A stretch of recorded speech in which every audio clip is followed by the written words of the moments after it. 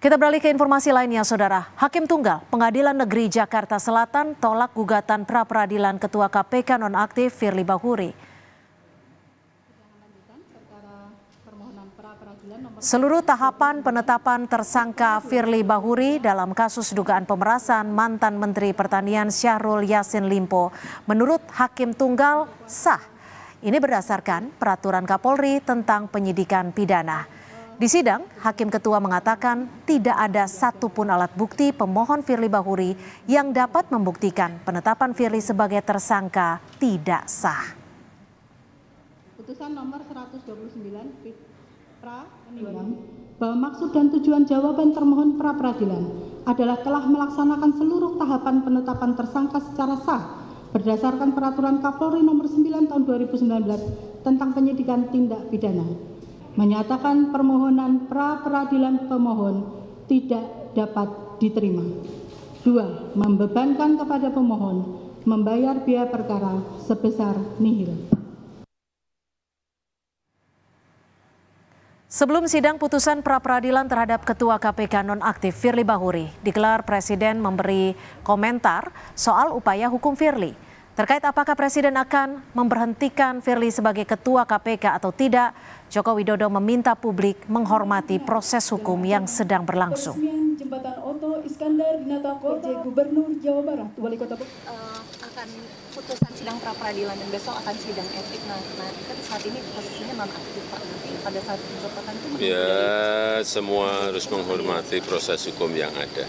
Semua menghormati proses hukum yang ada. Dan itu masih dalam proses, jadi saya nggak mau komentar banyak.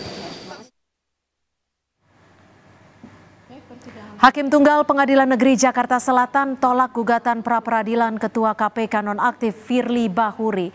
Apa saja alasan Hakim tolak gugatan pra-peradilan Firly dan bagaimana reaksi dari pihak Firly maupun Polda Metro Jaya? Kita tanyakan langsung ke jurnalis Kompas TV Valentina Sitorus. Valentina, apa saja alasan dari Hakim tolak gugatan pra-peradilan Firly dan bagaimana reaksi dari pihak Firly maupun Polda Metro Jaya, Valen? Iya, selamat petang Cynthia. Jadi memang tadi seperti yang sudah disampaikan dalam agenda putusan sidang pra-peradilan atas dugaan pemerasan yang dilakukan oleh Ketua KPK nonaktif Firly Bahuri terhadap kepolisian Polda Metro Jaya ini memang ditolak seluruhnya oleh Hakim Tunggal pra-peradilan yakni Imelda Herawati. Pertimbangannya adalah bahwa permohonan yang diajukan oleh pemohon dalam hal ini adalah Ketua KPK nonaktif Firly Bahuri dalam sidang pra-peradilan ini disebutkan bahwa dalil atau petitum yang diajukan dalam sidang pra-peradilan ini bersifat kabur, tidak jelas karena mengandung dalil di luar pra-peradilan. Artinya ini pra-peradilan ini kan sebenarnya hanya menyidangkan berkas formil saat penetapan tersangka Firly Bahuri oleh Polda Metro Jaya yang waktu itu memang disebutkan Firly Bahuri bahwa ini tidak sah dan tidak sesuai dengan aturan hukum. Tapi ternyata waktu pengajuannya petitum-petitum yang disampaikan dalam proses pengajuan di Pengadilan Negeri Jakarta Selatan ini dipandang oleh Hakim Tunggal ini campur aduk, tidak semua hal-hal nilai atau poin-poin yang dicantumkan ini bisa disidangkan di dalam tahap pra-peradilan ini. Bahkan tadi lebih kerasnya Hakim Tunggal ini juga menyebut bahwa dalil dan petitum ini tidak sinkron dan campur aduk. Kemudian juga permohonan yang diajukan Firly ini tidak sekedar urusan formil saja, padahal yang bisa disidangkan dalam proses pra-peradilan ini hanya putusan-putusan formil yang saat itu memang diajukan oleh pemohon terhadap termohon, dalam hal ini adalah kepolisian Polda Metro Jaya.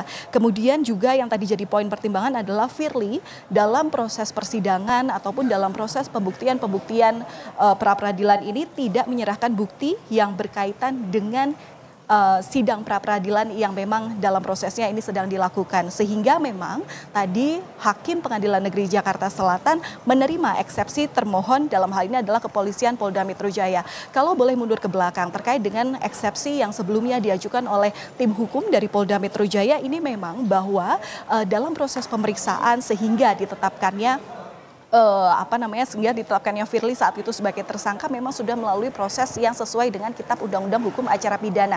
Artinya proses penyelidikan sudah dilakukan, pemeriksaan saksi, bahkan tadi disebutkan ada 93 saksi yang diperiksa plus 11 saksi ahli yang juga sudah diperiksa, hingga akhirnya ditemukan 2 alat bukti minimum yang kemudian bisa menetapkan Firly Bahuri saat itu menjadi tersangka. Dan untuk informasi selengkapnya terkait dengan putusan pra-peradilan ini, kami tadi juga sempat mewawancarai pihak kuasa hukum dari Polda Metro Jaya, yakni Kombes Putu Putra selaku Kepala Bidang Hukum Polda Metro Jaya. Ada upaya hukum lagi ya untuk melaksanakan putusan pra-peradilan hari ini. Dan kita akan melanjutkan proses penyidikan ke tahap berikutnya yang dimana otoritas tersebut dimiliki oleh penyidik Direktorat Kriminal Khusus Polda Metro Jaya. Ya, Cynthia, sementara itu pasca putusan yang yang disampaikan oleh Hakim Tunggal Pengadilan Negeri Jakarta Selatan, tadi kami tidak sempat mewawancarai dari kuasa hukum Firly Bahuri begitu. Tapi yang jelas kalau tadi menurut pernyataan dari kuasa hukum Polda Metro Jaya ini menyebut bahwa setelah putusan pra-peradilan ini tidak ada lagi tingkat hukum yang bisa menindaklanjuti putusan ini. Artinya putusan dalam hal pra-peradilan mengatakan bahwa segala proses yang menetapkan Firly Bahuri sebagai tersangka ini sudah sah.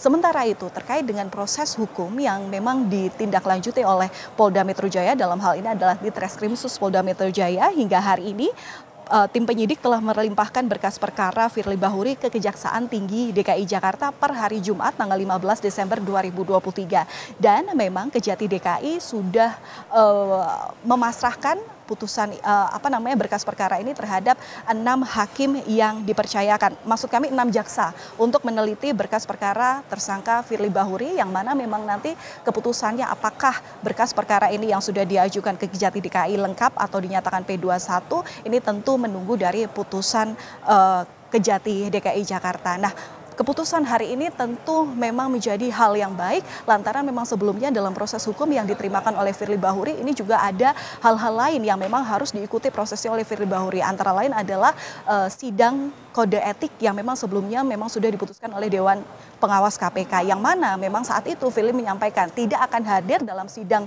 yang dilakukan oleh Dewas KPK lantaran menunggu hasil sidang dari pra-peradilan. Karena pra-peradilan ini sudah diputuskan dan hakim menolak permohonan dari Firly Bahuri, diharapkan semua hal hukum yang mengenai Firly Bahuri ini bisa dilaksanakan, baik itu pemeriksaan materi perkara ataupun juga pemeriksaan sidang etik yang dilakukan oleh Dewan Pengawas KPK. Cynthia. Tina Sitorus, jurnalis Kompas TV melaporkan langsung dari Pengadilan Negeri Jakarta Selatan.